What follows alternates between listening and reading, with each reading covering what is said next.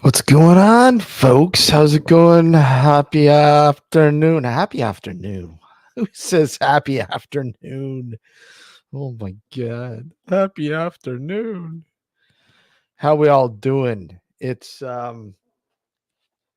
here it's Monday afternoon, 12:40 p.m. Rainy day. It's warmer. Not really warm, but it's warmer. Hey Liam, how are you? Dazzy. Michael, Friday House, always good to see you. And then the Bug Files and Tim. Hey, Tim. Hope things are going well. Well, we're all good here. Just figured I'd pop in. I got a little while to just shoot the shit, if you will. You know, uh, why not? I last last night's show was kind of, I don't know. Um, You know, to be honest, doing paranormal trivia it's tough. It's tougher than doing regular trivia. I don't know. Finding good, I mean, you could really make up your own questions, but at the same time, do you really know the answers? Hey, Steve, how are you? Good to see you, sir. Do you really know the answers? And that's the thing. I mean, hey, Sab, how are you, buddy? Good to see you. Oh, you see that? You see that? Sab shows up at an orb patrol. Just went by my head. Sab, what are you doing, buddy? How you doing, man? And what I'll do is I'll throw this. You're all welcome to come on in. It's an open chat. Open, open, open. I say open because I say it's open. Let me just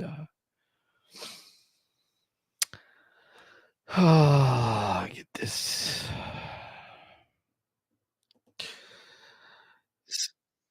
So I just pin that, and there we's pinned. And yeah. So, anyways, I've been working on the room. As you can see, it's a little different. But there's going to be a massive change.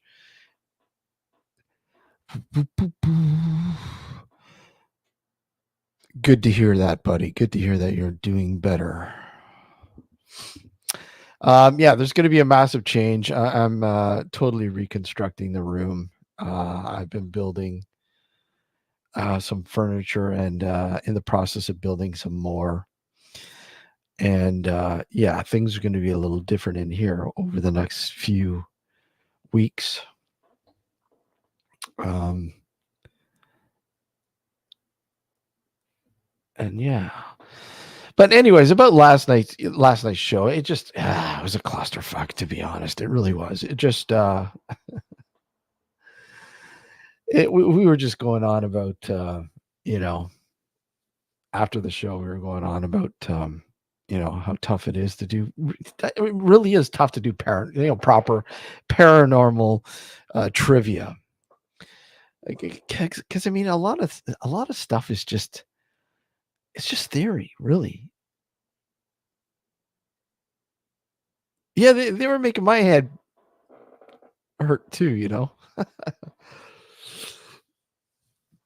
So, yeah, I don't know if we'll do a paranormal trivia again. It didn't make sense. I don't mind doing trivia. I don't mind doing movie trivia, horror movie trivia, whatever. I don't know, but just something about paranormal trivia that just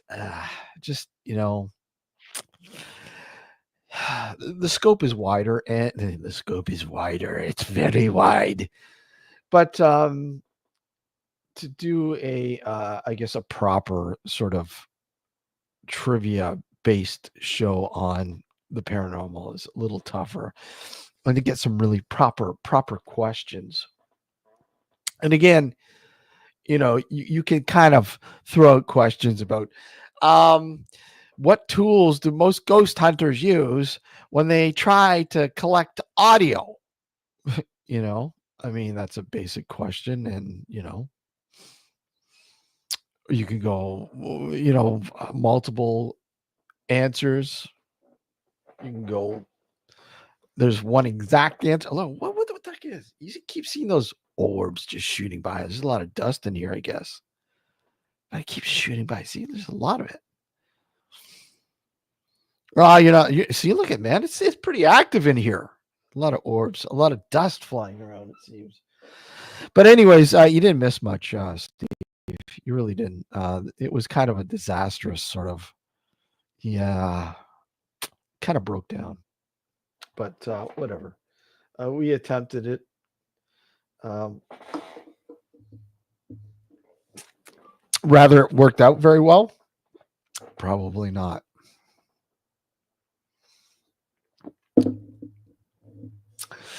But yeah, that's last night's show. We have some guests in the works, obviously, for some upcoming shows until we go into our seasonal hiatus, midway hiatus at Christmas. We usually take about a few weeks off during Christmas into the new year, and then we're back like literally like the second week in October, or sorry, January. And yeah, so we're working on a couple shows, a few shows with guests coming up very soon. And again, I will be announcing those, you know, when they're finalized. Welcome back, Friday, when they're finalized with the guests.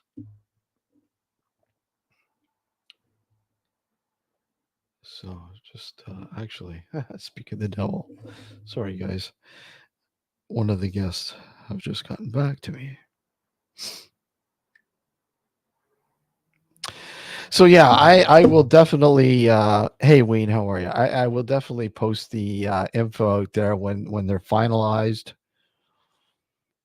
And again, you guys, if you, I know Friday last night you mentioned somebody in chat that you thought would be fair, quite interesting to have on the show. A debunker and investigator, I believe you said. But yeah, just throw us your recommendations or suggestions. Yeah, Kenny Biddle. So we'll look into that, contacting him. Definitely. Let me just make note of it again.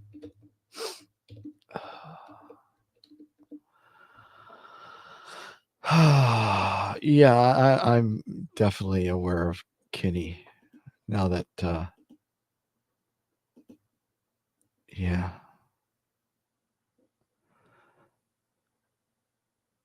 Uh, well, I've got his contacts relatively easy.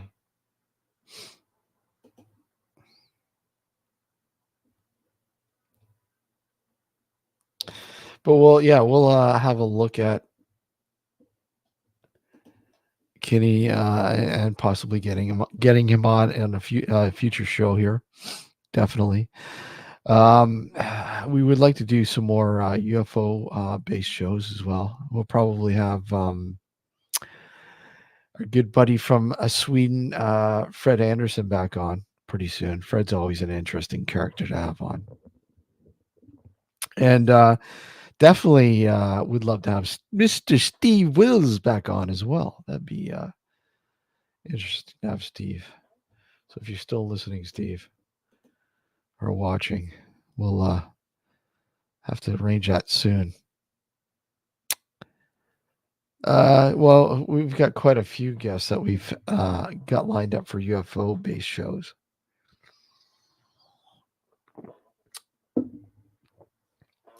Definitely. But like I said, we have more, and been trying to trying to find people too that interesting folks that aren't on everybody's shows. I mean, I don't know about you, but I get kind of tired of having the same people on that other fucking shows have, because you know what they're gonna say. You've already heard it a million times. You don't want to hear it a million and one. It's like a washed up actor that goes to fucking, these I shouldn't say that, goes to these conventions and, you know, And they say the same thing over and over and over and over again. And it gets tiresome. And I'm not knocking anybody, no, but I always find interesting, you know, sorry, things that are more interesting are the lesser known. To give you an idea, we've had a few people on that, a lot of people that have been interesting. Don't get me wrong, but one in particular that keeps coming up is the strange incident that happened a few years ago of a guy who captured, and I've actually showed you the photos from time to time on the show of an anomaly, a really, really, really, really weird anomaly happening in his backyard. He captured on some deer cams, on one deer cam, and it was in a progression of 4 photos shot within 4 seconds in total. You know, burst of photos. So of course, that these are usually activity censored, so they will go when there's movement. So normally when there's an animal in the direct viewing of the camera, but in this case, excuse me, something else set it off, and it's just really weird because the first photo, it just looks like his backyard, bright November day. Hey Mick, how are you? Bright cold November day, sunny out. You got some blue jay birds in the field, just tending and minding their own business.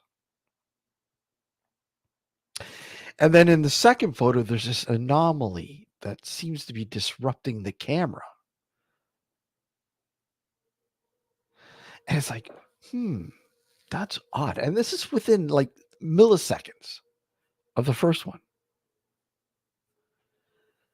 And then the third burst is this.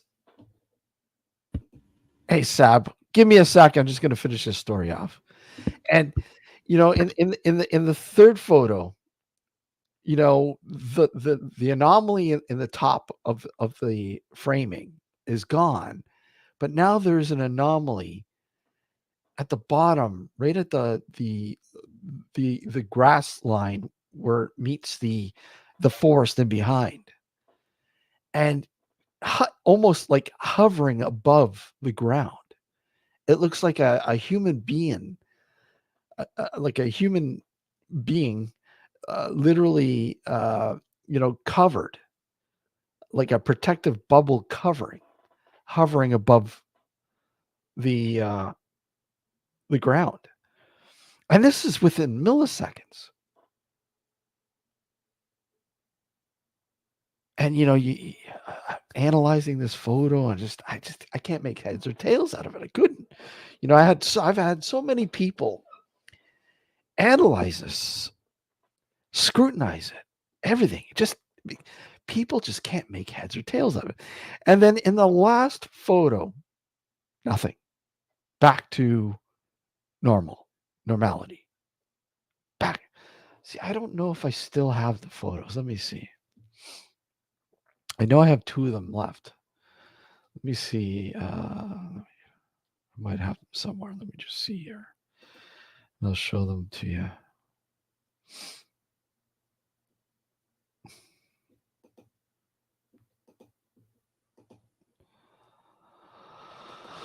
Oh, let me just see if I can. Bear with me, guys. I know I.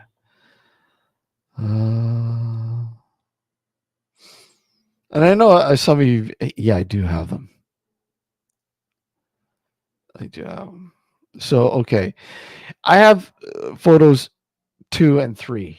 1 and 4 I don't have because 1 and 4 are relatively normal. The normal, but that's not an excuse not to have them. But let me just open this up here. Okay. So there we go.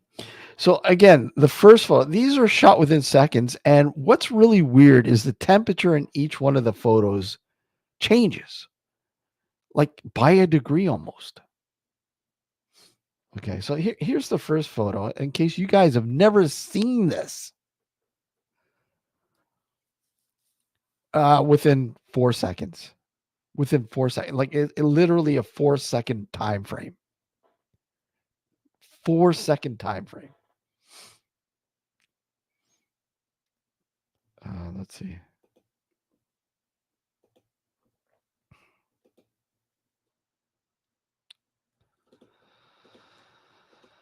Okay, so here you go. Here's the first photo. Okay, here's the first photo. Right? And as you can, or sorry, the second photo. And as you, like I said, the first photo is just like plain. You see the forest in the background, and you don't see this anomaly above the top of the camera framing here. And you see the birds on the ground there, just minding, tending to their own business, just relaxing and whatever, looking for worms. And then the second photo shows up. This is the second photo, and this is as I explained it. This is the anomaly at the top of the screen,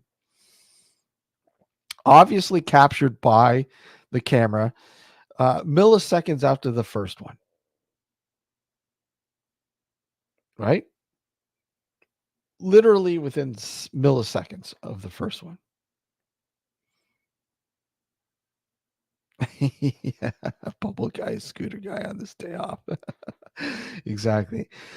And then, so literally here you go. This and then we go to the next photo. This is number 3 out of 4. Right?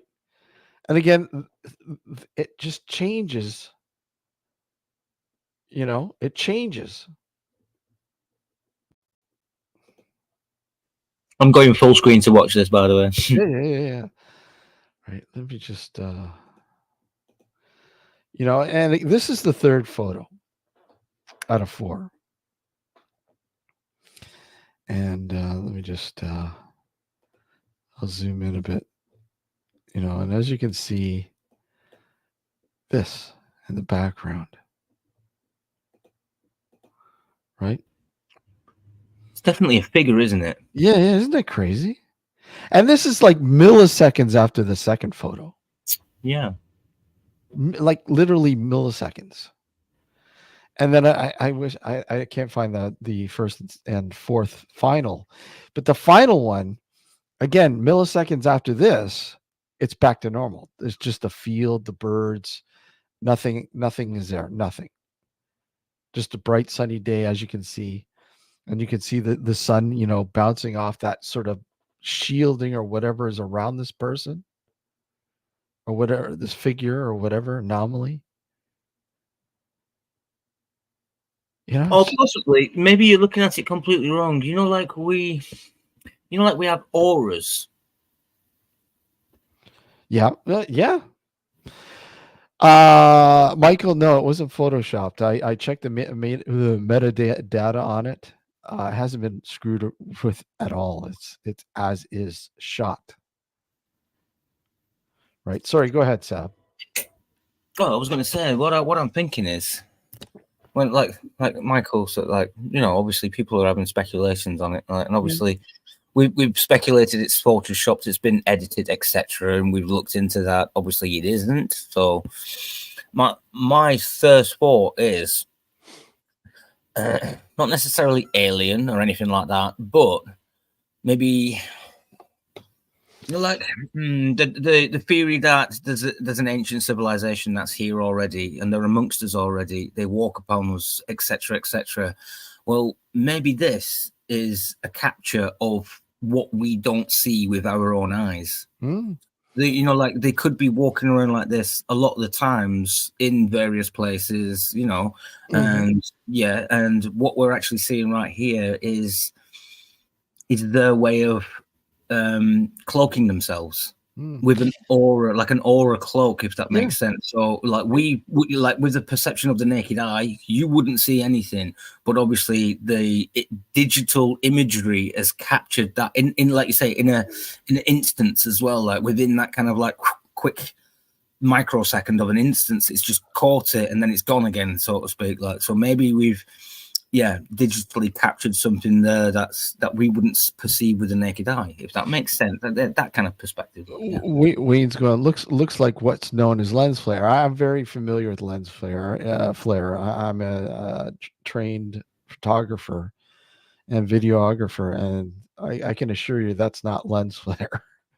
But it's definitely a figure, arms and legs, body, the head's Yeah, poking out the top a little bit there as well, but that's part of it as well. The sun is also shining on the top right hand there. That's the that if you want to say lens flare, then the lens flare is coming from that bubble itself, isn't it? yeah, Like, you yeah. know.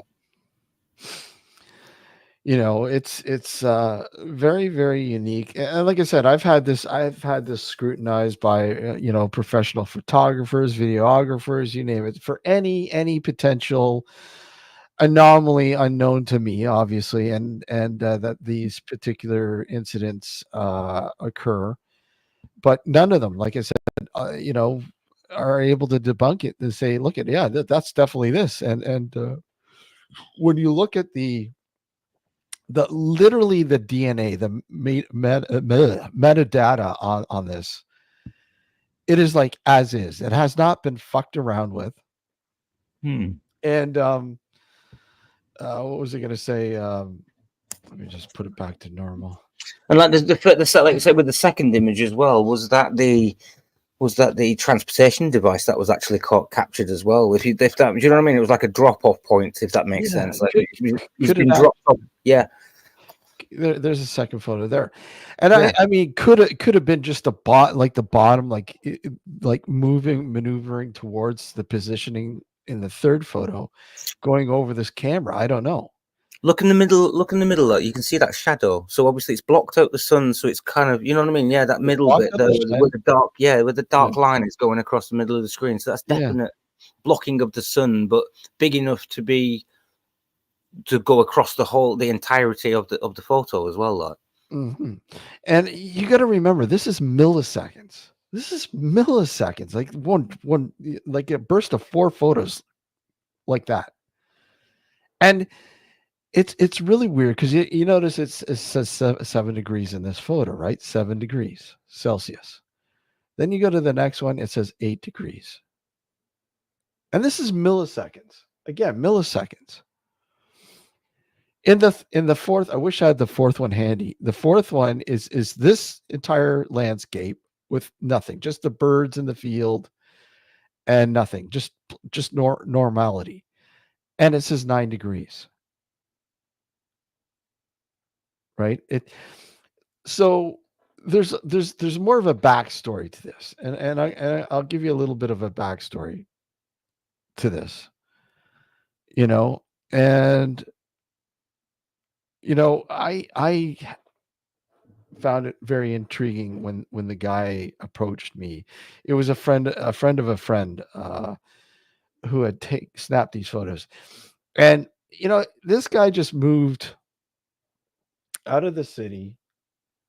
Bought a plot of land, or actually there was a repurposed home that was seized, and literally, he got obviously a discount price for the home.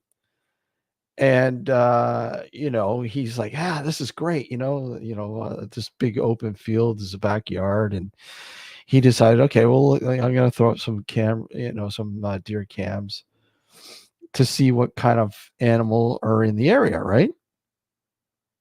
So literally, he had a whole collection of things, and he finally grabbed this SD card and put it in and reviewed the photos.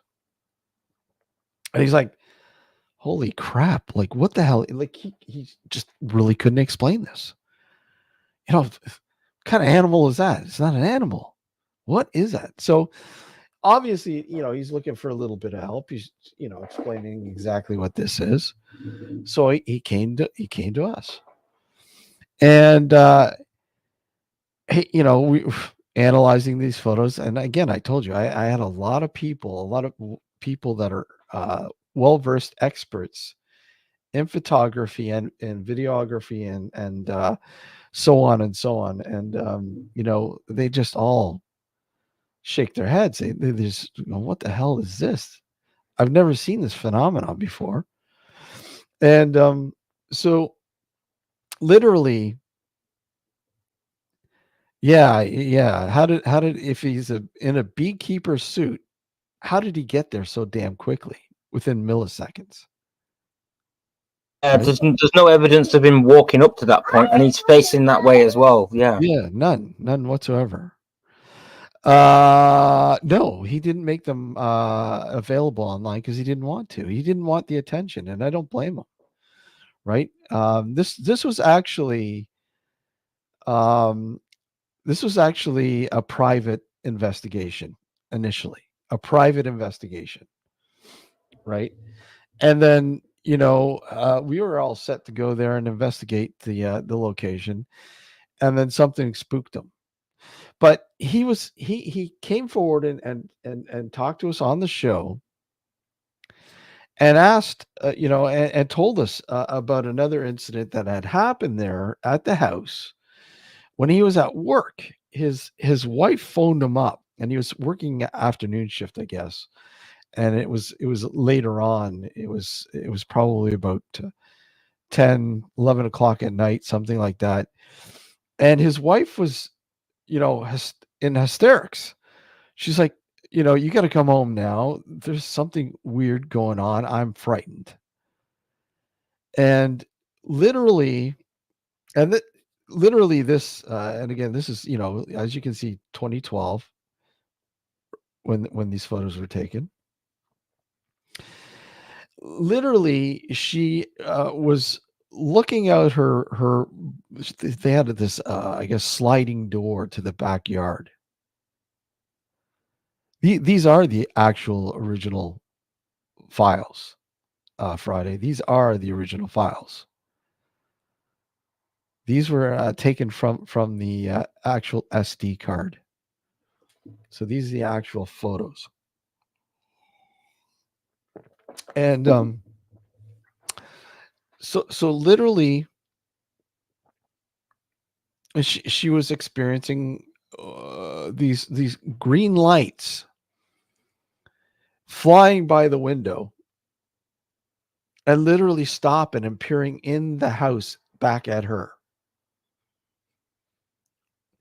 And they kept going back and forth, back and forth. And then finally, one of them, it just took off. And this is before drones. This is before drones, right? Well, no, no, no, no. No, of course not. I'm not putting the metadata out there right now. But these are the actual photos. They are the photos taken straight from the SD card. I can assure you that.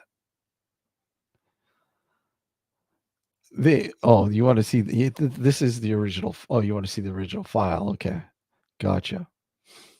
Um, let me see. Hold on. Let me get the reader up. Let me- let me see here. Let me open up my.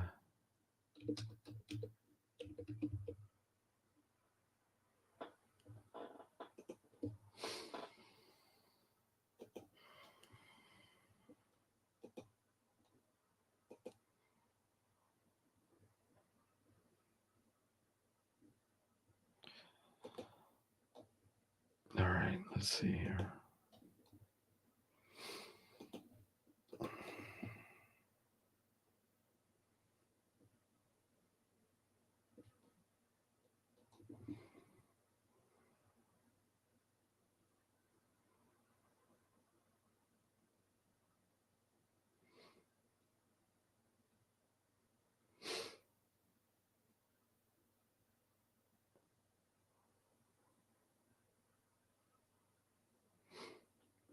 I'm just reading it now. The file, the image. I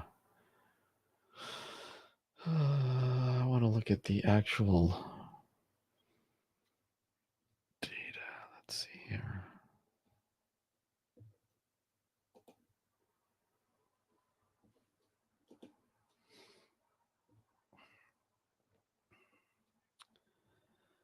For some reason, this is not.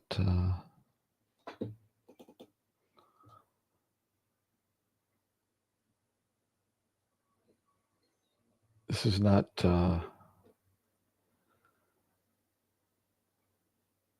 Showing me the actual the bit map. It's just got the raw header. I want the. I'm looking for the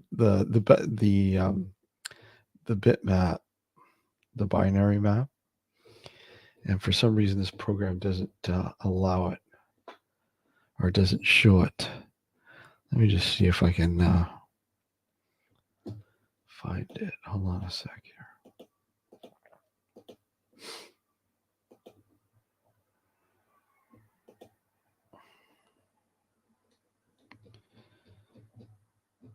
Okay, where are we? Upload file. This isn't allowed. Come on, let me upload a file. There we go. Here we go. Let's see how maybe this one will work.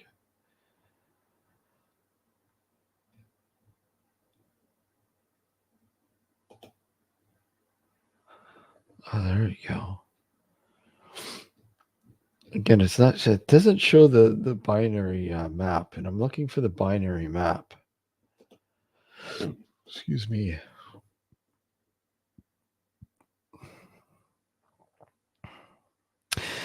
He went, yeah, he went quiet. Steve, something spooked him. Quite, and this guy wasn't. I think the attention that he got after he came on the show, it really spooked him because we had set up an investigation to come out and check out things, and he something spooked him, and he's definitely not a people person.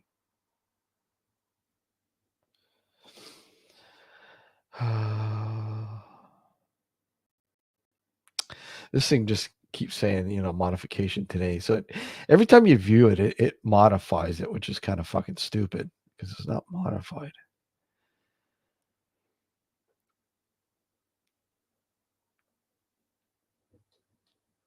Let me just, I'm just looking to see.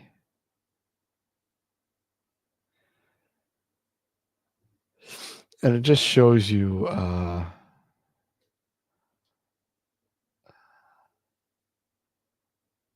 the different times this file's been viewed. But let's see. So compression, it's JPEG, obviously. It's the old JPEG. It's uncompressed. So I mean, it's the actual photo. And it was taken from, let's see here.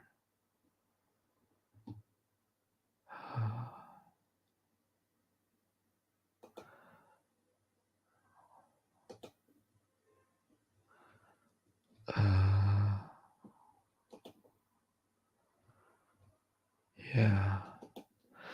Like there's no actual modification of the photo. And I verified this when I looked at it, but I'll just see it because the photos, the actual photo's been, the file's been opened up a few times, but I don't see any. There's actually no indication that it's been contaminated. Hey, Gareth, how are you? Good to see you. There's actually no indication that it's been altered, edited, or modified, other than every time you open it up, it just modifies the date, and that's all it is. It just modifies the date. It just gives you the last date. Let me just check to see. Yeah, just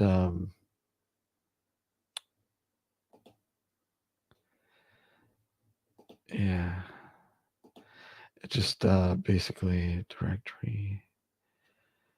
And okay, so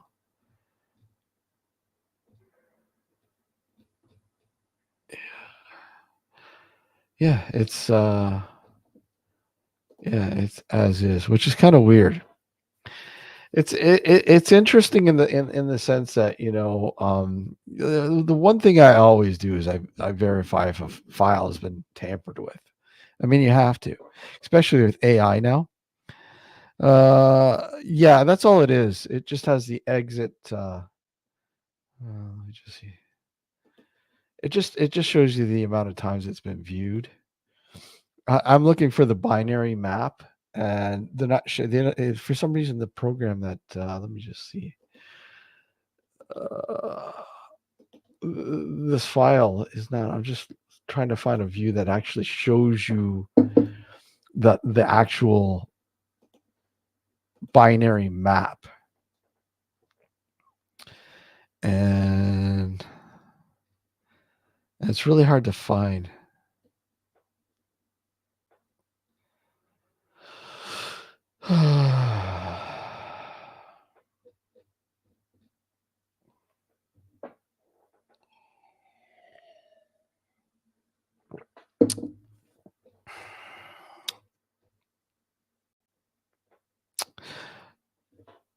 So this was taken on a Motorola based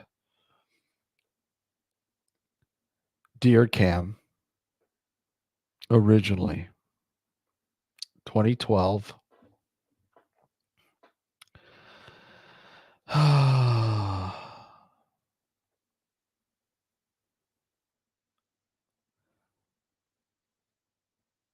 And like I said, looking at the modification, it just the only thing that's been modified is just the date. Um, and that's literally what happens when you look at the photo. You look at the photos, metadata. Yeah. So I don't know, but no. You need to ask the questions. I use all sorts of viewers, right? There's so many good viewers that. But I kind of use one of the best ones is what you would call it is where the heck are we? Just trying to bring it up again. Gimps is actually really good. I like using GIMP. It's a program that's Never heard of actually, it. huh? Never heard of it. Gimps, please elaborate. Yeah, GIMP is just a program that allows you to modify photos, but it also has a metadata reader that's actually really good. It's quite So like a extensive. reverse tool to show if anything has been modified. Yeah. Yeah. So what do you think? What are your thoughts? What do you think of that photo? I mean, like I said, Yeah, well, we've been on this topic a couple of times before, haven't we? So we've looked at this previously and etc. Yeah, no, there's definitely something there. There's definitely something about it. Obviously, there's definitely something captured there that we can't. It's a phenomenon that we can't explain fully, or like you say, it's appeared out of nowhere. Bush, it's there, like, and then bush, it's disappeared again. So, and it is definitely a figure. There's definitely something precursor to the figure appearing. So, I'd say it was evidence. I would actually, personally speaking, I would say that it's genuine evidence of a capture of something. Yeah, I would personally. Yeah. Yeah, and like I said, I've had so many people scrutinize it and go through it. Yeah, exactly. Like, yeah, and there's a lot of like you've been on this for many years. Like other people who've been on it have been, you know what I mean? Yeah, you've been on this for years. You know what you're looking for. Yeah, I had an extensive panel years ago when we first got the photo, and just had them all analyze it, and they're just like, Jesus, Murphy, this is, excuse me, this is, and one of them is an ex forensic a forensics dude, right? I mean, he was for years was working forensics, and they use all sorts of equipment in terms of analyzing photos. And he ran it through his equipment, and it just honestly can't figure it out. Yeah, Steve, he was on. Yeah, it is available. I think I put it up. Hold on, let me see if I put it up here. I think it might be. I can let me. I don't know if I put it up here. I have to put it up. lol, Tim. The people of the bottom. Yeah, let me just see here. Let me just see. I don't know. Yeah, I did. Okay, so here's the link. I'll put the link in chat for those of you. And again, this was radio only, but if you guys want to listen to it, there's the link to listen to the original show. I think.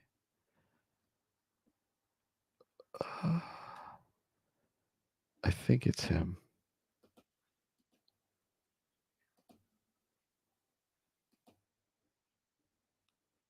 Yeah. So his name's Lee. So there's the link, guys. Enjoy it. It's really a good fucking show, man. It really is. Yeah, I've watched it already. Actually, yeah. Yeah. So how you doing, buddy? Good to see you, man.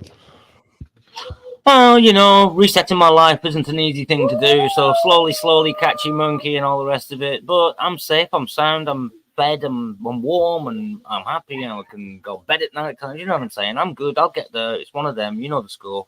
I'm quite man. Anyway. My daughter's safe. She's with me, and etc. And we're sorting everything out. Everything's above board. It's all legit. It's with authorities and everything else as well. Without going too deep into everything. Yep. Yeah. No, I'm it's not easy, obviously. I do have my days where I'm like, I'm mentally kind of frustrated, but no, I'm doing all right. I'm doing good. Thank you. How's things for yourself? I can't complain, right? Like I said, I was. It's funny because I did a show. What was it before Halloween or after Halloween? I don't know. I can't remember. And somebody in chat goes, "Yeah, I remember a couple of years ago because we were talking about how I did the yard up and for Halloween and put all. I think it was who was it? Dan. Yeah, Punches goes. Yeah, I remember Sab when he did his yard up that one time. I go, yeah, I know. I do remember that. That was really cool, man. When you did your yard up. For us in England, because we're not as I think the Halloween thing is very Americanized. It's a very American thing. Mm. So English people don't do it the same as what you guys do it. You know what I'm saying? Like I took a little and trick or treating actually this year. I've got some videos of it and whatnot, and I can show you the little estate that we. It's a nice estate that we went around as well, and it isn't even that estate was not set out the same as what my garden was set out the year before. Like, you know what I mean? Mm-hmm. Yeah. Yeah, and I thought about it obviously when I was putting up my yard, my decorating because this year the weather wasn't the best. I mean it was really really windy. I think we had like 70 winds. I mean it was ridiculous, and I almost to the point where I just gave up and said, look, you know what? There's no point. putting a lot of these out because they're just going to fly all over the place. And then they're calling for rain later on. So I said, Yeah. but I did manage to get some of it up, most of it up, and just certain things. Just screw it. There's always next year, right? So. Oh yeah, big time. Yeah. Well, what I've been privy to now is, the yard I'm going to be setting up the business at, etc. Yeah. I'm gonna do a whole work yard next year. It's not just going to be a garden, but it's going to be a whole yard. Oh yeah. Well, that's cool. That's awesome. Michael bought some decor yesterday, a couple of signs and a dog. Yeah, you were saying that you mentioned that last night about a dog skeleton that you thought was pretty cool. You'll have to show us sometime, Michael, your dog skeleton. What is it? An actual prop, or is it an actual? Did you find an actual skeleton?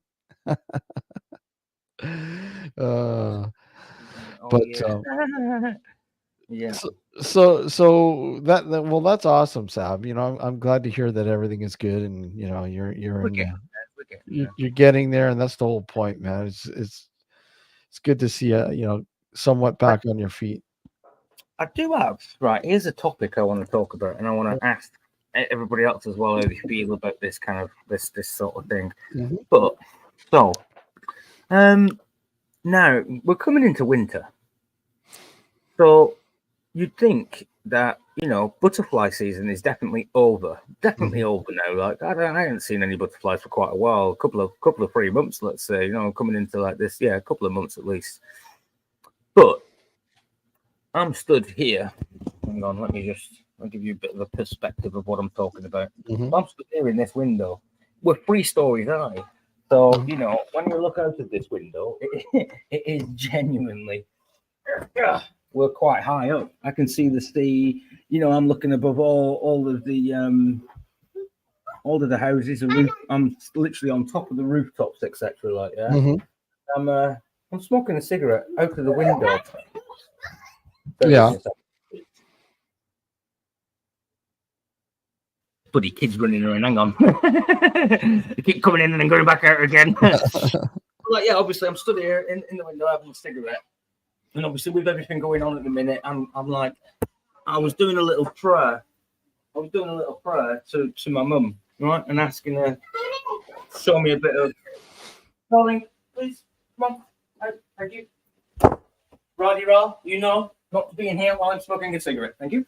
Anyway, so I'm stood here in the window, smoking a cigarette out of the window. With my cup of, and I was like, I literally sat hands praying. And I was like, Mum, I know it's been a while since we last had any interaction. I know it's been like 20 years since I've seen the orbital like that interaction. You know what I mean? I said, but going through a bit of a hard time at the minute. Is there any possibility of you presenting yourself in some way to let me know that you're still around? And I'm not joking. Oh, that was this morning at about 8 o'clock this morning. 8 o'clock, first cigarette, like waking up. No word of a lie. I'm not joking. The window was, because you have to, hang on, you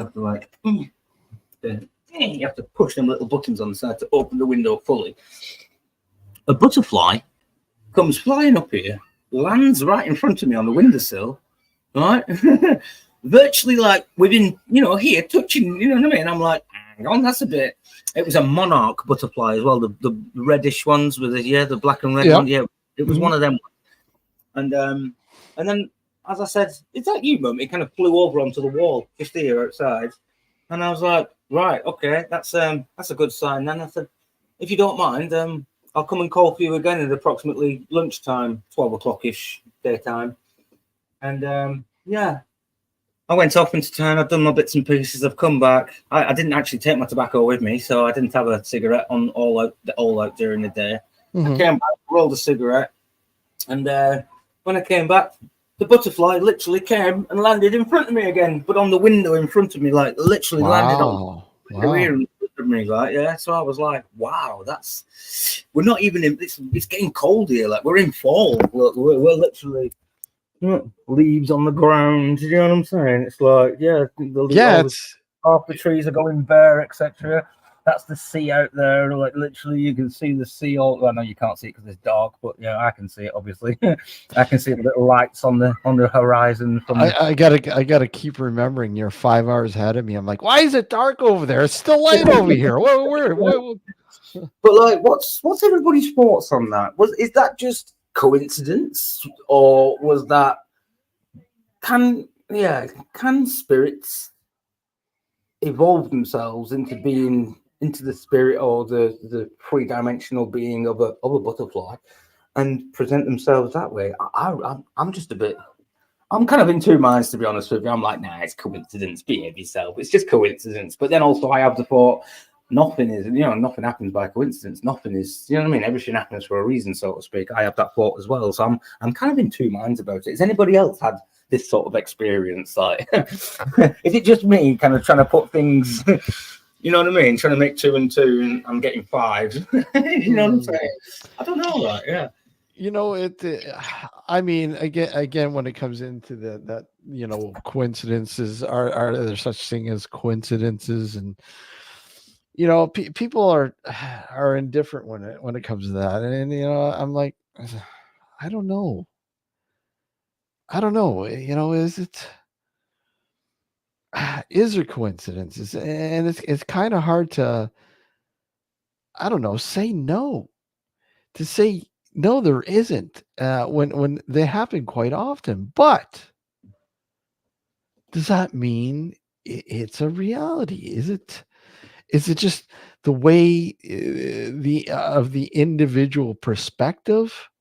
You know, I mean, we all have different perspectives on everything. Obviously, I mean, I think that's why it's wonderful that, you know, when you look at something like this, that you have all these different perspectives.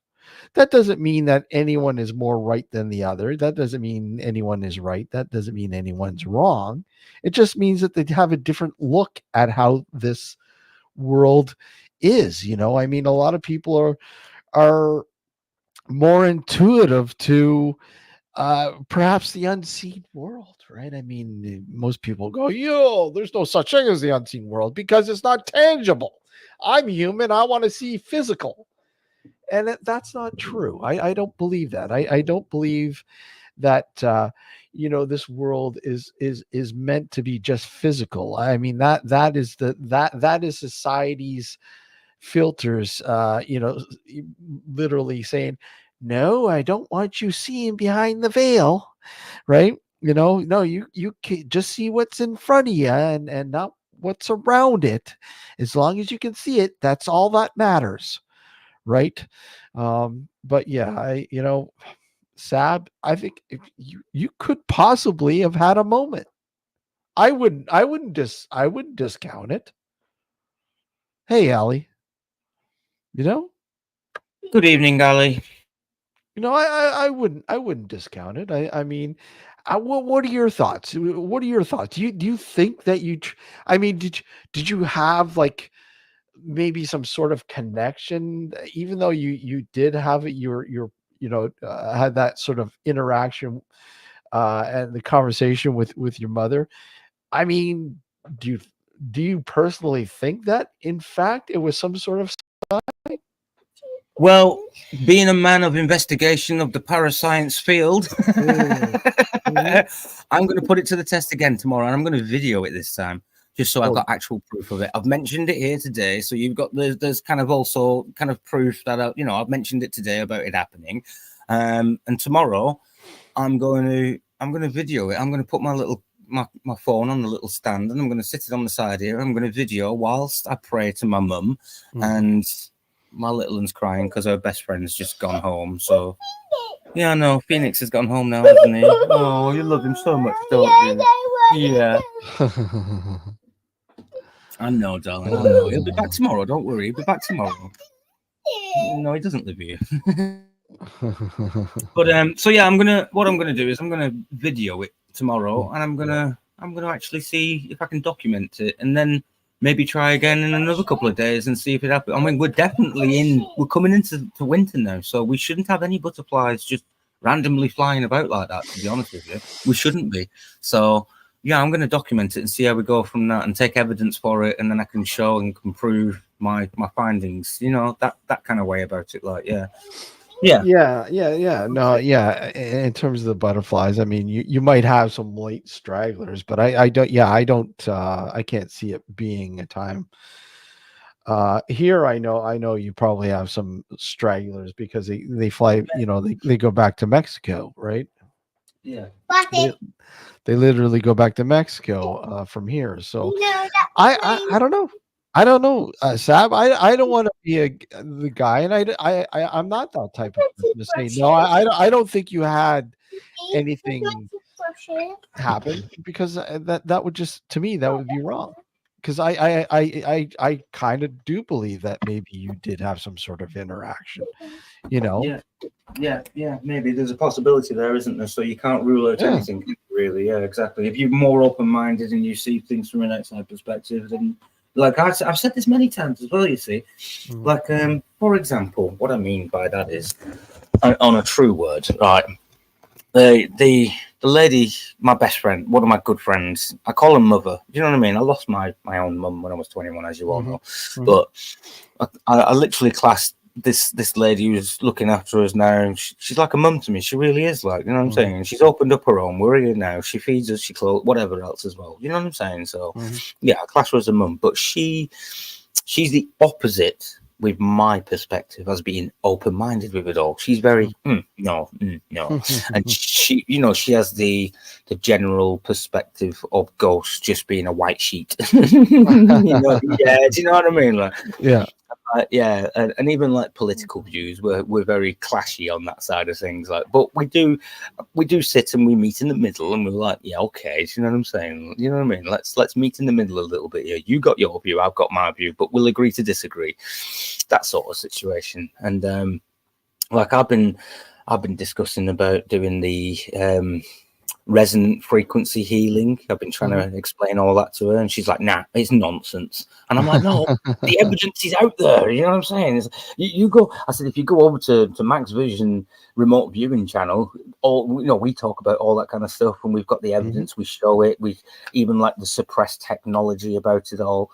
And she's like, well, why would they do that? And I was like, because obviously it's not beneficial financially for the pharmaceutical. So there's lots of things. Exactly. Yeah, exactly. So there's lots of things that we kind of clash on. But yeah, trying to explain to like normie people about all this kind of stuff, and they're very close-minded, etc. So I'm very open. Like I say, I have the perspective of, if you keep an open mind, you're going to be more susceptible to experiences actually happening. Whereas if you close your mind off to it, you're closing that doorway, that avenue, that, do you know what I'm saying? Like, yeah, you're actually, you literally just close it, and yeah, even if something does happen, you just like, nah, whatever, that's nothing. But I find it really cool that you've stayed in touch and connected with Max in Hamilton, which is really cool. I'm glad to hear that. I've known Max for a long time. I've known Max for years.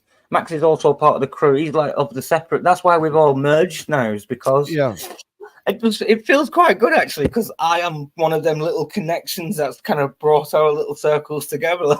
It's pretty good actually. Like, it is cool. It's really cool, you know, even though we're like literally thousands of miles apart. Well, I'm close to Max. I'm just down the road from Max, but you being I know, across the pond. But I mean, it's really good to have that connection. It really is. Let's see. But does an open mind or a closed mind change reality? Will it affect casualty? Casually. That's a good question. That's a very good question. Yeah. What do you think, Sab? What are your... Well, like I've just said there, my opinion on that is,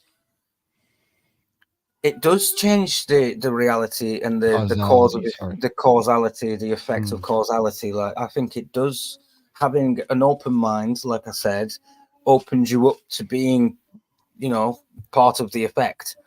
Whereas being a closed mind removes you from that effect. So therefore, the causality isn't going to happen if you just shut it down. Do you know what I'm saying? If you kind of like, if you just, like I say, it's like being stood in a room and having doors on all four walls. So you've got a door This is the best way I can describe it. I've explained it this way to other people as well. You're in a room, there's a door on each wall. Now, in the room that I'm stood in, I've got all my doors open. Yeah. So every now and then I can go over to each door and I can look through and I'm like, right, oh, look what's in that room. Whereas if you're in that room and you shut all them doors, you can't see what's going on outside of that room. Yeah. Yeah. That's true. I mean, Hey, Nissan. hey, Nissan, how are you? Good to see you. You know, it's. I think that's a good way of explaining it. I think it is. It is a good way. It is a good way. And not many people would kind of understand that, right? You know, would Or the other like, way you could put it. they understand your explanation. Don't get me wrong, but I mean the actual thought of that sort of changing causality is it's something that most people will not even think of. They don't even care. Yeah, exactly. They wouldn't care. Like, oh, that's a different language. I don't really. I can't be bothered. You know. Yeah. Like the other way of explaining it is if you're in a room and it's just walls, a ceiling and a floor, and there's, and I'm stood in a room that's got windows. It's all glass. The room's all glass. I'm able to look. I'm in a room that's able to perceive what's going on outside of the room, whereas somebody in a walled room is, they're stuck in that room and they're stuck with that perception of what's just in that room. Perception also, one of the biggest things I ever learned in sociology, psychology, that kind of, when I was studying all of that in college, the teacher that we had in sociology, he got us all to sit around. He put the 4 tables in the room. He put them all together, so it was just a big square table in the middle of the room. We all put our chairs all the way around the table, so everybody sat on opposite sides of. He put a pen in the middle of the table, and he asked us all what our perception of the pen was.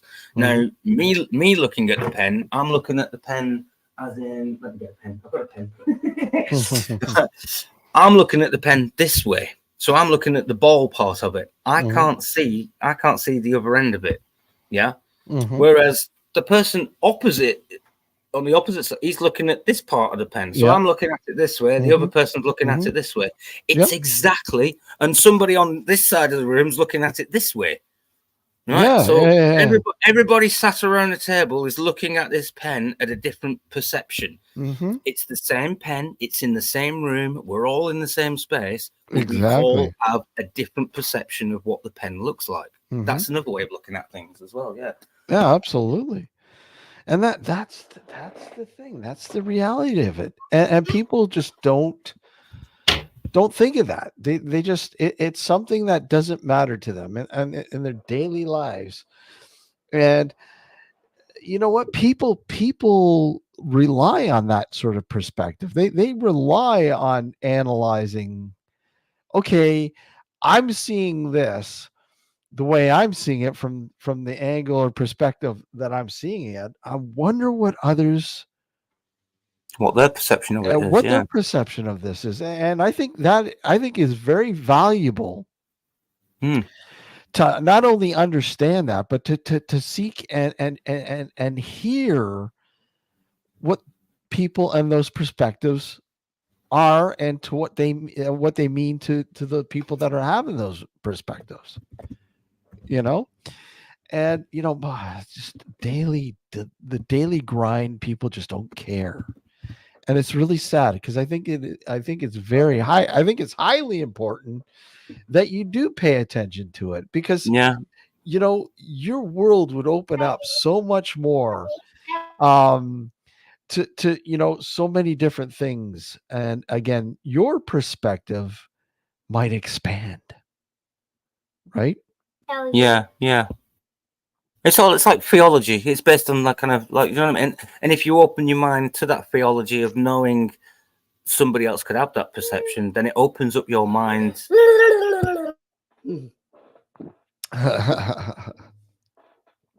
That's funny. You just want to be part of the stream, don't you? You're being cheeky bum, aren't you? Yeah. Go and brush your teeth. Go on. Go and brush your teeth. Everything is perspective. Obviously, our clocks run on their own time. Our realities only overlap due to causality. That is my take on it. Anyways, could be wrong. I mean, it's not that you're wrong, Friday. It's just I think people can add to that. Yeah. Right. Yeah. They would slightly alter the wording, but I mean, for it's not that you're wrong. I mean, that's your opinion. That's your perspective. That's your reality, sort of, on the situation, and it doesn't mean it's wrong. I mean, I don't think any of us are wrong. I don't think there is a wrong here. We're only There's no trying. wrong. There's no right. Everyone's No, entitled to their own opinions. Exactly. Yeah. yeah. And I mean, it's up to us to, I think, to share that. I mean, you not sharing it is a disservice. I think you need to share what you think about a lot of this stuff, because I mean, it's a lost. Honestly, it's a lost thought. And I think In that way of thinking, let's face it, if everybody thought the same way, if everybody looked the same, and we were all on, the world would be a boring place. It'd just be, absolutely. you know what I'm saying? Mhm. Yeah. So it takes all sorts to make the world go around. Let's just say it that way. Yep. No, I agree. It does. It does. I mean, obviously, not everyone agrees with. Not everyone's going to agree with. Everybody's perspectives, and that's fine. That's part and parcel. But I mean, that doesn't mean that they're wrong. It doesn't mean that they're wrong. It means that, if anything, they're trying to broaden their sort of perspective, and learning others, and how they perceive. I mean, you have a person who's literally deep in thought, and with everything, like completely deep in thought, like everything is a novel, and people, like, trying to explain what their perception is because of the way they analyze it, as it's this is like 300, 400 pages. It's going to take us it's going to take me forever to explain. And that's the hard part. Explaining is the hard part, right? Articulation. Yeah, it is very, very hard. But some people are like quick as a whip, no problems at all. Some of us are more experienced than others with it. That's why. Yeah, but not only that, it's like, what about the people that are sort of absorbing that sort of explanation? Okay, this It can doesn't be a make bit too any much. sense to me. It's like It's too much. it's an overload. Yeah, it's an overload overload. on information and, you know what I mean, sensory. Like Mhm. yeah, it's a bit of everything. Like, yeah, so sometimes you have to break it down into little nuggets for people to actually start picking it up, like breadcrumbs. You leave a trail of breadcrumbs for people to then fall down the rabbit hole, like, so to speak. I mean, when you look at daily life, and something small, like, for instance, you go to start your car, and something like the window doesn't go down, the automatic window isn't working anymore. Oh man. So you've got all sorts of different types of people who would react to that. And most people would go, oh fuck, I got to take it into the shop and get it fixed. Or you have people who say, I could probably fix this myself. Let me look at this. And then you have others that go, I can fix this. This is easy. Just look at the inner workings. It's not hard. All with experience, I suppose, when you look at it. I mean, look how long we've all been talking about. Look, I can show you 20 years worth of research and history and divulging into all of it. Do you know what I'm saying? I've proven it quite a few times to people, and I've had to do that. It's like having credentials, isn't it? It's like having credentials and being able to prove, like, yeah, I'm quite versed in what I know and what I believe, and so on and so forth, and the evidence that kind of backs up what I'm saying, etc., etc. But even then, I'm still speculative about most of it as well. Yeah. And Friday's saying, most of what I think is only theory. Currently, unable to prove any of it. Maybe someday. And again, you look at the restrictions on when you say currently unable to prove it, and we're saying through science, right? I mean, science. And we have to understand, as much as science has helped us, it's also hindered us. Yeah, It's science is just fallible. yeah. It's man-made. It's fallible. Mm. It's meant to be changed. It's been changed several times. Mm-hmm. Um, and it's like that with the paranormal. I mean, is science the end all be all with trying to explain? No, it isn't. It gives you good guidance. A lot of it's peer reviewed, but I mean, for the most part, it isn't the end all be all. It isn't. You know, when Well, if you want to speak on that, then we want to go back a couple of thousand years, and we want to talk about previous religions and civilizations.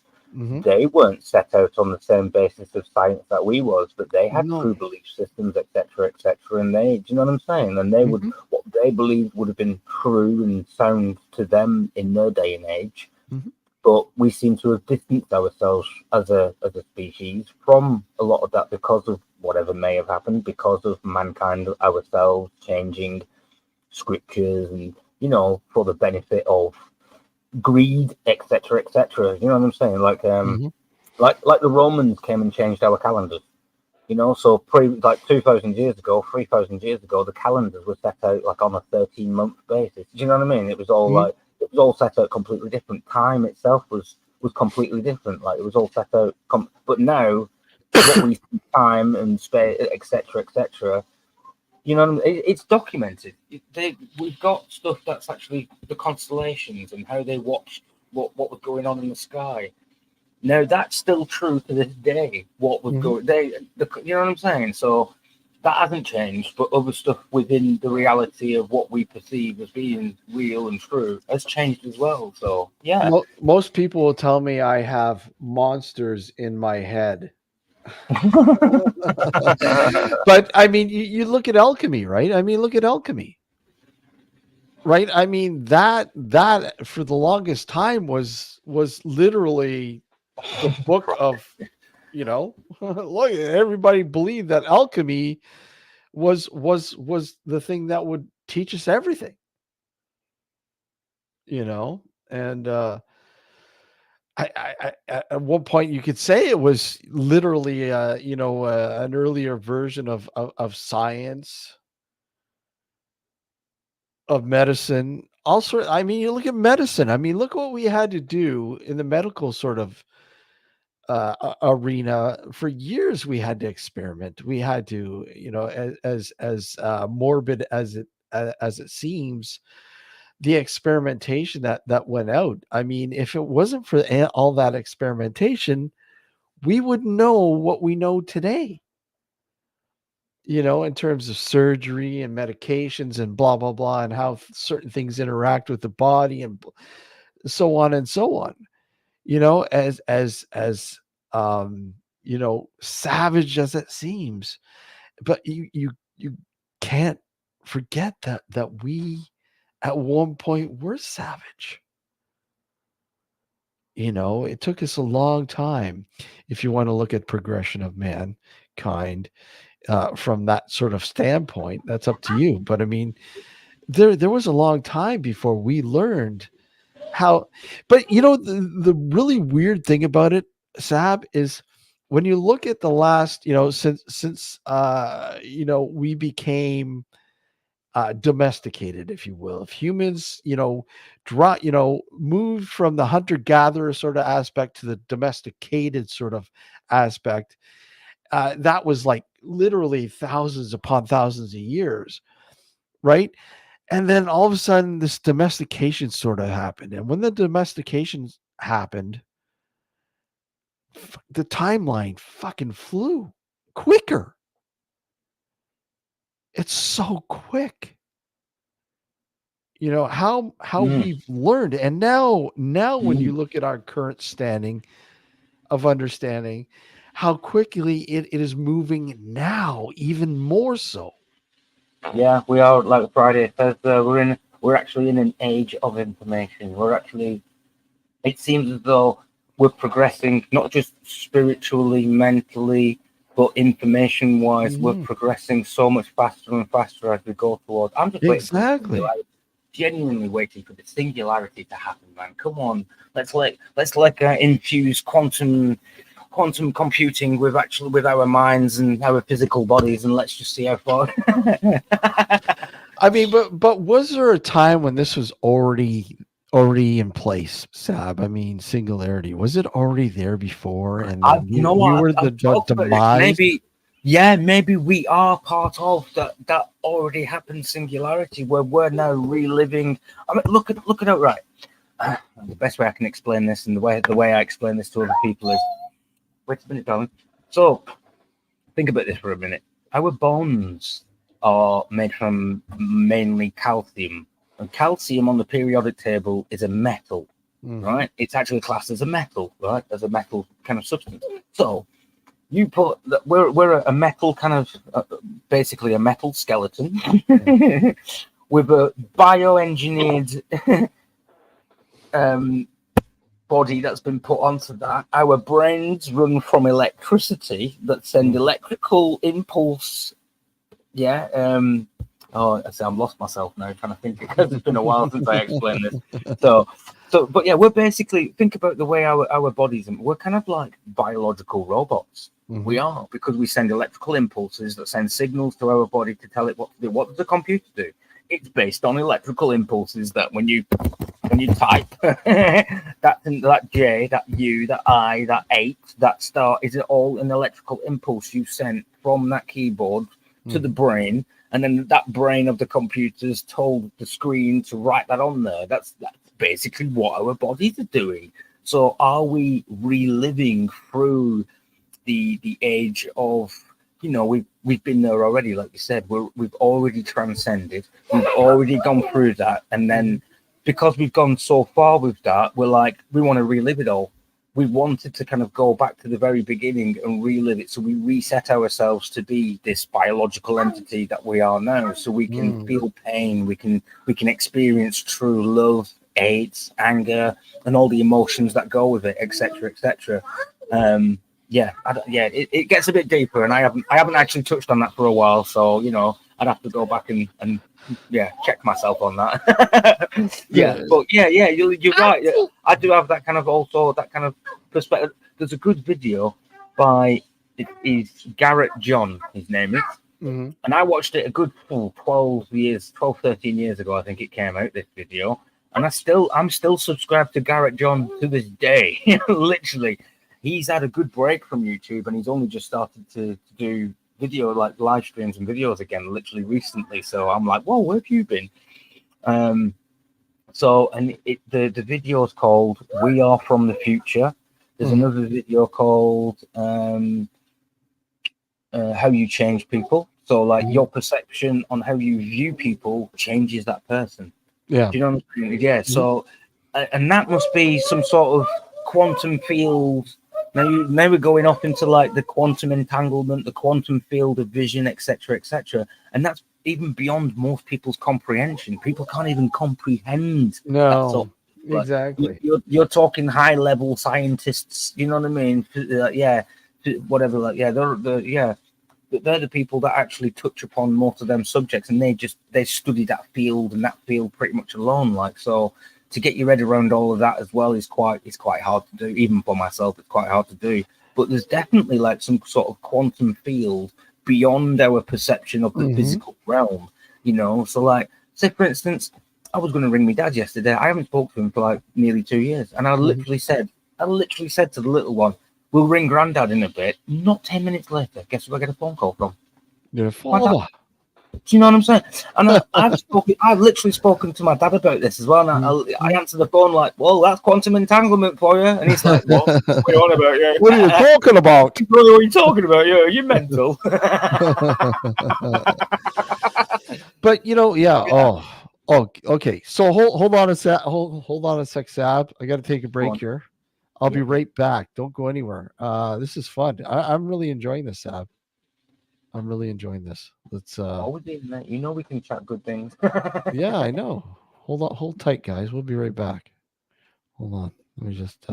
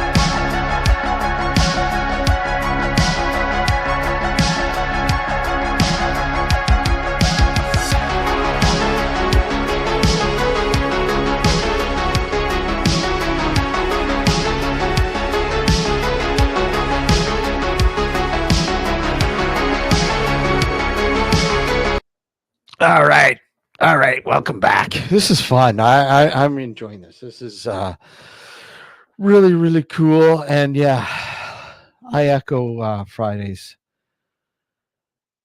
what Friday says. You can go on forever, days, weeks, months, continuously talk about this. And I think it's healthy because you need to. You need to talk about this. You need to be aware of this. Whether you believe it or not, that's a different question.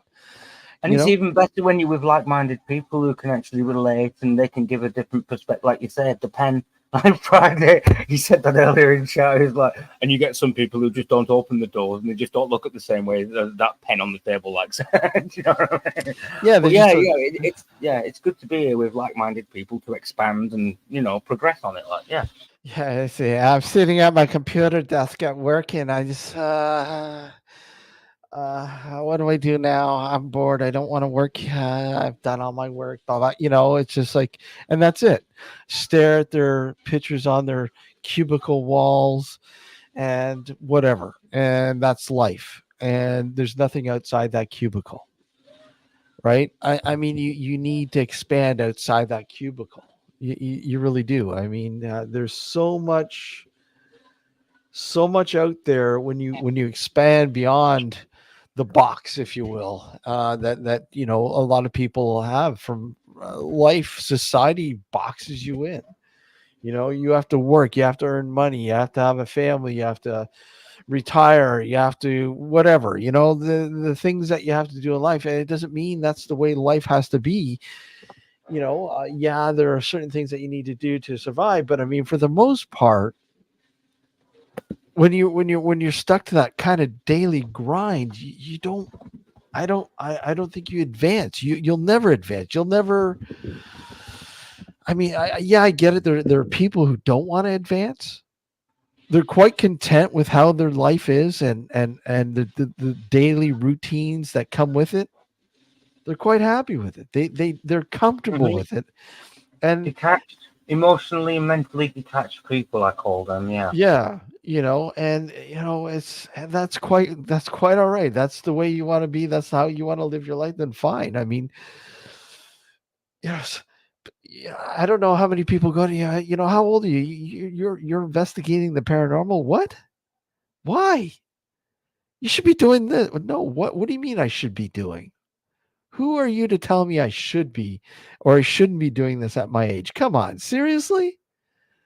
It's it's called expanding my knowledge, expanding my horizon, and my inquisitiveness. I want to know what's going on. I don't want, people telling me what's going on when they have no fucking clue.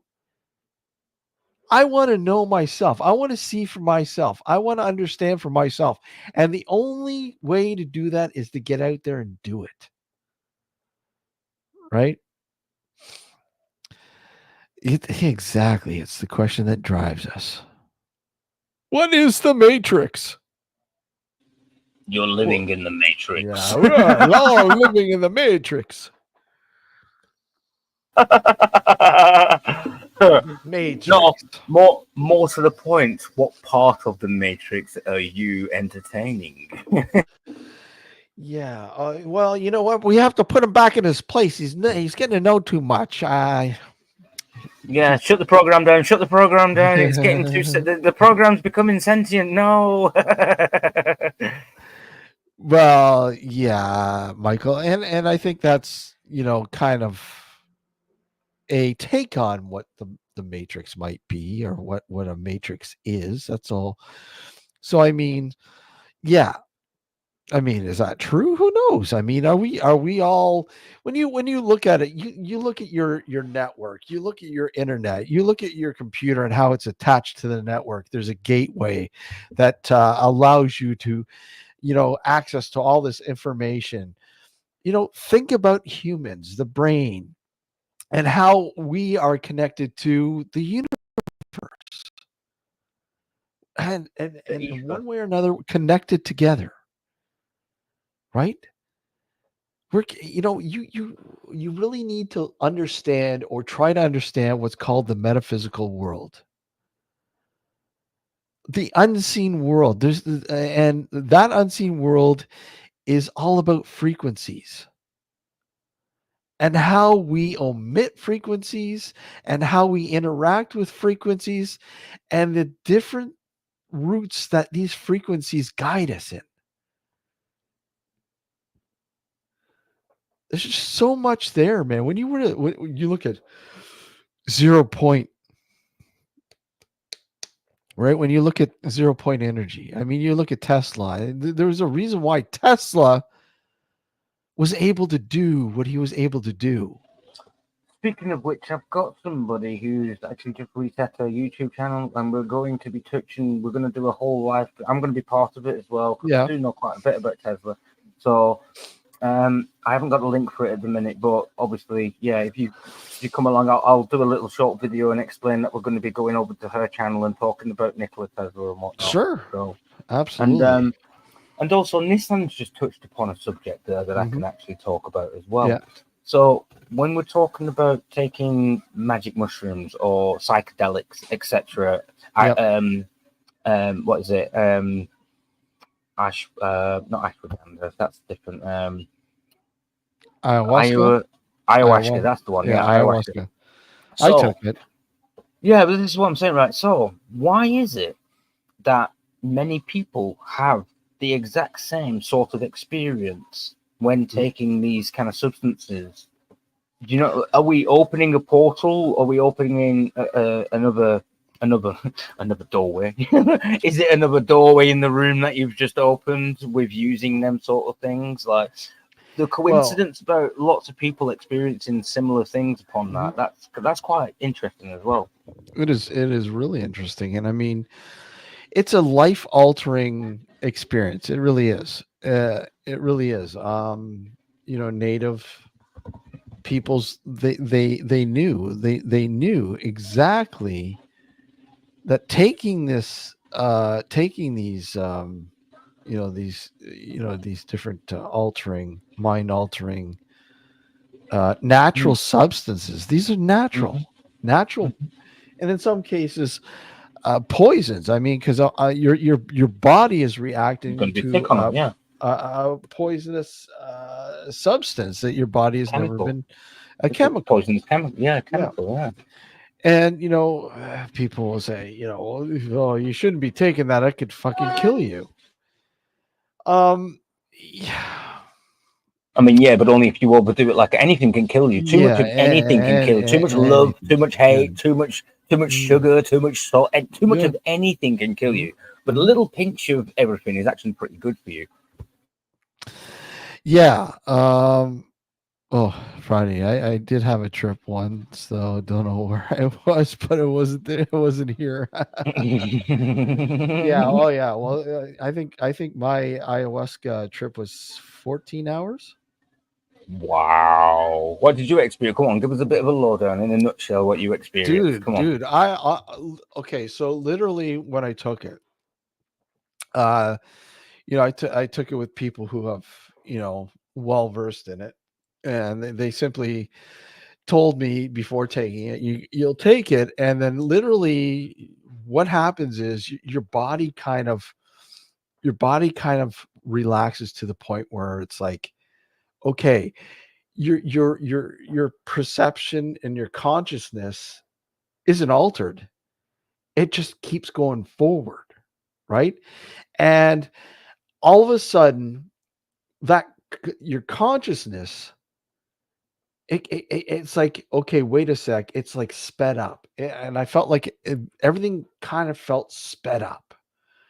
And I'm not going anywhere. I'm not doing anything. I'm like literally just there. And before you know it, I take it, and within minutes, I was literally, I'm like, okay. And it's almost like you're inside. You're inside yourself. And you're wanting to guide yourself in a straight and narrow sort of direction. It's so hard to explain. But literally people come and go. What feels like only minutes are literally hours. literally hours. Like you could be having a conversation. Like I'd be having a conversation with somebody in my mind, and it was only minutes, but yet it's like literally 3-4 hours long. But in the trip itself, it's only minutes long. And you're like, holy fuck. And then when you look at all the fucking different people that you kind of interact with, that kind of come to your consciousness, because things, what happens are things are pulled out of your mind, literally out of the archives of your mind, and kind of like a dream or a nightmare. And when you go to, you go into like this sort of deep sleep, and you start dreaming, and all of a sudden, a person that you haven't seen or has been gone for 20-30 years all of a sudden comes to you and starts having you start having a conversation about, like you did in the old days, right? Kind of like that. It's like, man, and you just feel so at home, so comfortable, and so positive, and so okay. But why is it life altering? What's life altering about it is that you learn things about yourself that you never knew, right? Like a self-discovery course. Self-discovery, and things that if you had only taken this earlier, could have applied earlier in life, right? Yeah, it would have changed our whole entire life and the perception and perspective on life itself. Yeah, I get that. Yeah. Yeah, it's just so hard to explain the exact sort of, because so much goes on, and again, in your mind it's only literally minutes. It's so weird how fast it goes, but yet literally mine lasted 14 hours. 14 hours, and to me 14 hours is probably something like, maybe like 10-15 minutes.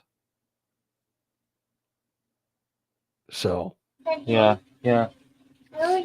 I'm just explaining in chat there, obviously, my experience from when I lived in Holland. I had a few experiences, to be honest with you. Yeah. If you go on YouTube, this will give you a bit of an example of what I went through as well. It was pretty awesome, man. I swear to God.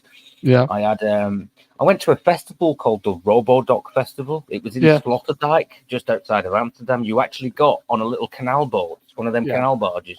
You got on one of them outside of Amsterdam train station where the canal is. And it's about 15-20 minutes-ish, slowly going up the canal docks. And on that, it was called the Ship of Fools, and they were literally had like a little bar in there. And I genuinely bought a little Sealy bag, and it had four sheets of Red Dragon trips in it.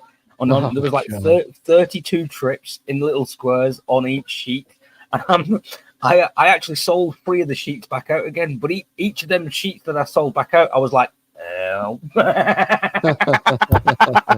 when I turned up at that festival, oh my God, it was phenomenal. Go and have a look at if any of you get a chance, like, go and have a look on YouTube later on and have a look at the Robodoc festivals in Sloterdijk.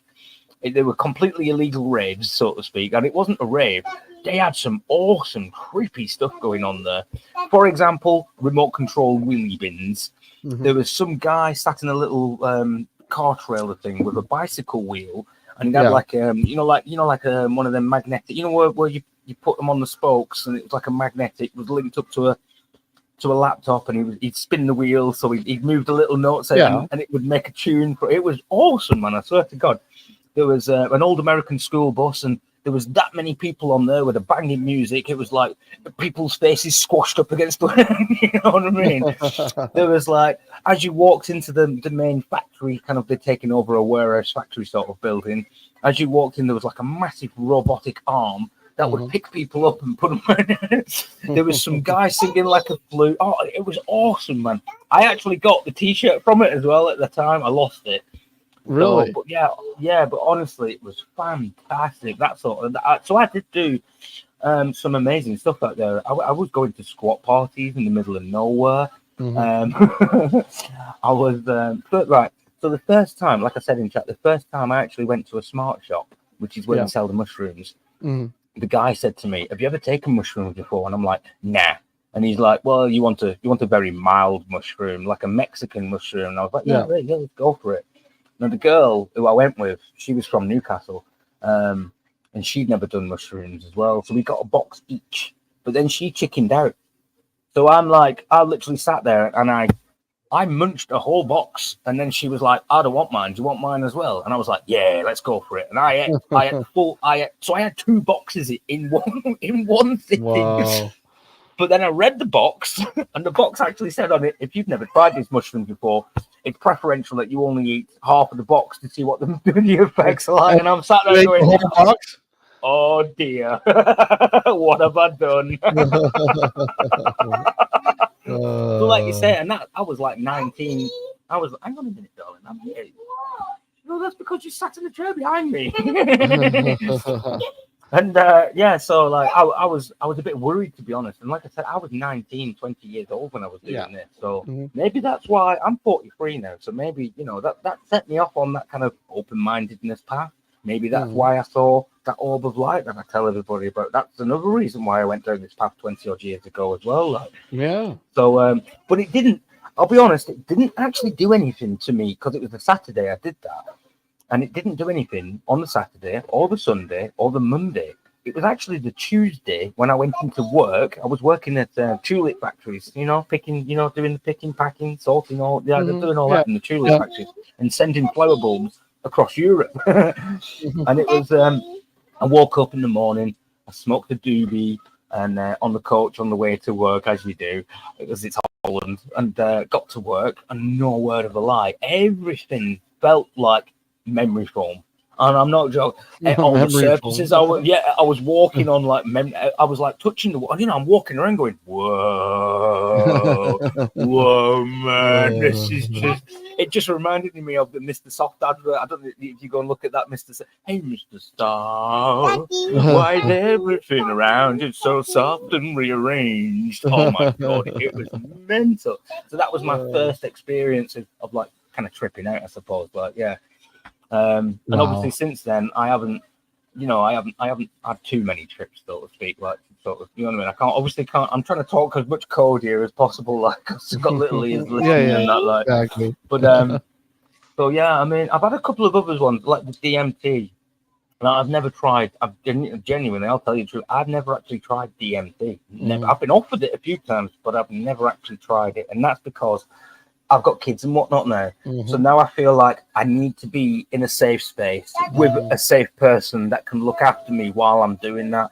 And I've never really found the time, can't really find the time nor place to do that over the past few years. Like, so yeah, kind of one of them.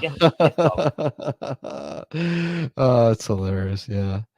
But I would like to go and try, it's nice to listen to other people's experiences on that. And they do say, I think people who like to be in control will not want to try this because obviously people like I was one of those people. I like to be in control, and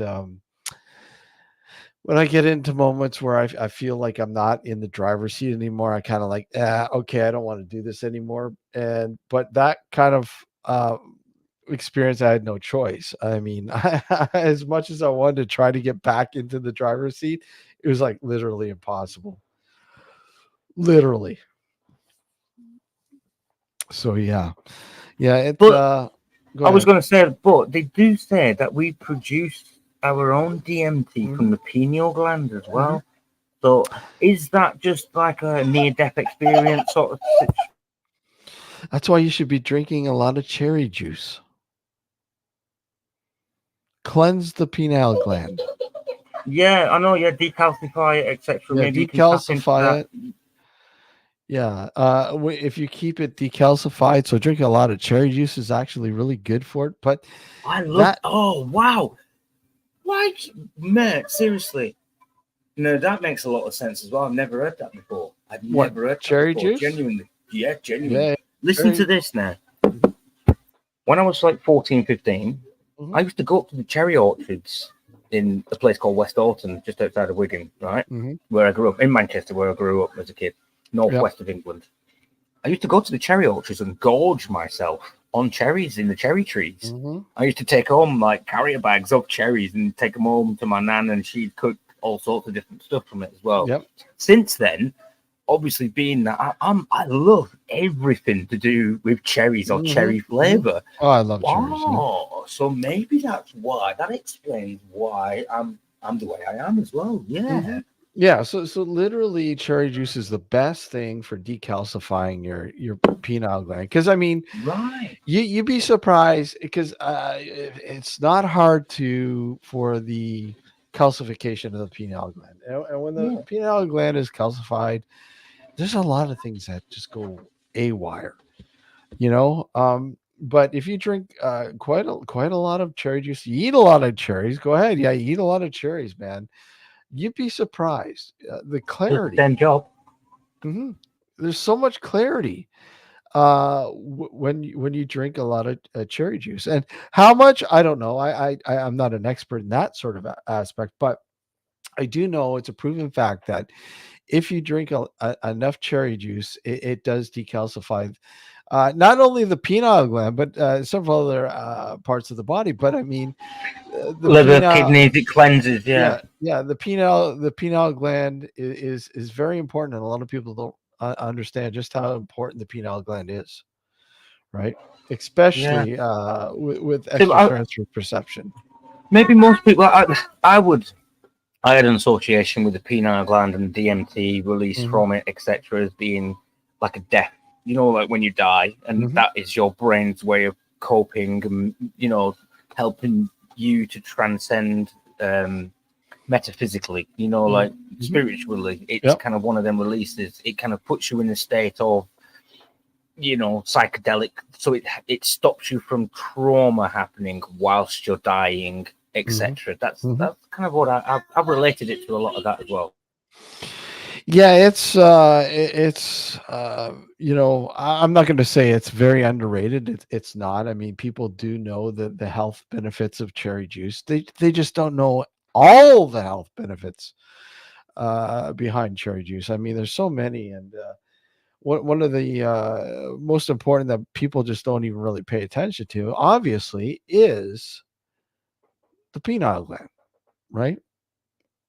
So, yeah, less Buckfest. Yeah, Bucky is good for you. Right, so Buckfast. Now here's one for you as well. I stumbled across Buckfast when I lived in Ireland. The ironic part about this is it's actually made by the Benedictine monks in Devon in the south of England. But English kids are very unaware of what Buckfast is. Scottish kids and Irish kids drink it like it's, you know, like it's a fortified tonic wine. That's what it actually is. And in Devon, by the Benedictine monks. I've done a bit of research on this as well, as you can tell, like, because I was like flabbergasted by it. I was like, hang on, what is this stuff? But it's fortified wine, and it's got caffeine in it. It's got all sorts in it. So not only does it get you drunk, but it sends you a bit haywire as well. Like it's like a fighting juice. But like it's commonly known with the kids drinking it in Ireland and Scotland, but not in England, even though it's made in England. I associate growing up and drinking with Mad Dog 2020.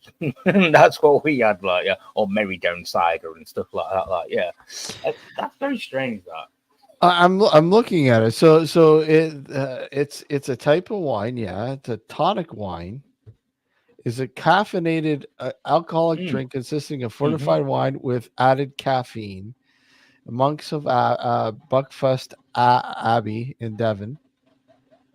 And they're saying, okay, so this is based on a traditional recipe from France. The Benedictine monks at Buckfast Abbey first made the tonic wine in the 1890s. It was originally sold, Yeah, originally sold in small quantities as a medicine using Medicinal. It was. yeah. It was a medicinal drink. Yeah. 3 small glasses a day, good for health and life. Morning, noon, and night. That's what it was. Yeah, that's what it was. Like a tonic. It was. That's why they call it a tonic. Yeah, tonic wine. So you'd have it morning, noon, and night as a medicine. Like like a cure or medicine. Like Would you say that the stuff that's produced though today is good though? Oh, it's different now. Obviously, it's completely different. It's got phosphates in it. It's got lots of additives and preservatives, so on and so on and so forth. Because it sits in the green glass bottle, brown, whatever. Yeah, on the shelf now. So it's not the same as what it used to be back in the 1800s. It's completely different now. But I think the principle behind it is kind of still the same. Like No, I'm intrigued by this, dude. See, Nissan's just touched on it there. The green, you got green and brown bottle. There's 2 different bottles for it, you see. Like that's what I'm saying. So you can get I can't remember which one is the traditional, but there is 2 different. You can get a green bottle and a brown bottle, and they're kind of a little bit different. Like so, yeah. I'm intrigued by this, dude. Oh, you're gonna have to get yourself a bottle of that, and if you can't get a bottle, I'll send you a bottle over. Yeah, I'm intrigued. It's not cheap. You'd enjoy it. You'd enjoy it, mate. Send you freaking nuts. Mm-hmm. The Irish brown bottle, different taste to our green bottle. Yeah. See, because it was kind of new to me when I went over to Ireland, and they're all drinking it, and I'm like, "What is this you're drinking?" And they're like, "What do you mean? What's this? It comes from England. Don't you drink it?" And I'm like, "No, never heard of it." I'm in my 20s by this point. So. Wow, that's intriguing. That's definitely intriguing. Let's see here. Let's see. Yeah, no, I'm just looking at the actual manufacture of it. Oh, that's crazy, man. Yeah, it's another thing I must look into. It's intriguing. It's intriguing. Well, my friend, I think that's about it. I have to run. I got a whole bunch of errands I have to do, but you know what, Sab, it's always great catching up with you, buddy, man.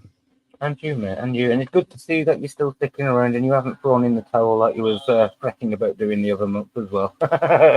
We don't want to see you go, like we said. It's been, I enjoy having these chats with you guys, and I always enjoy everyone coming in and sharing their perspectives and stuff like that. I mean, that's what it's all about. So yes, I want to thank everybody for popping on in and joining us. And Sad, be well, my friend. Take care, buddy. Take care of yourself. Thank you for having me on. Well, thank you for coming on, man. Like I said, you're always welcome. You're a good friend, and I do appreciate you being a part of everything. Okay, man? It's good to be a part of it. Yeah, it's good to be a part of it. Thank you. Yeah. All right, you take care, my friend. Take care, everyone. Have a good evening. Well, yeah, it's evening now. Well, it's afternoon, late afternoon. Well, early afternoon here, but whatever. But guys, take care. Leave your comments down below in the comment section, please. And like and subscribe if you haven't subscribed. Like and subscribe. But please leave your comments. I want to hear what your thoughts are, guys. Share your thoughts. Until then, next time, take care, everyone. Good to see y'all. We'll see you later soon.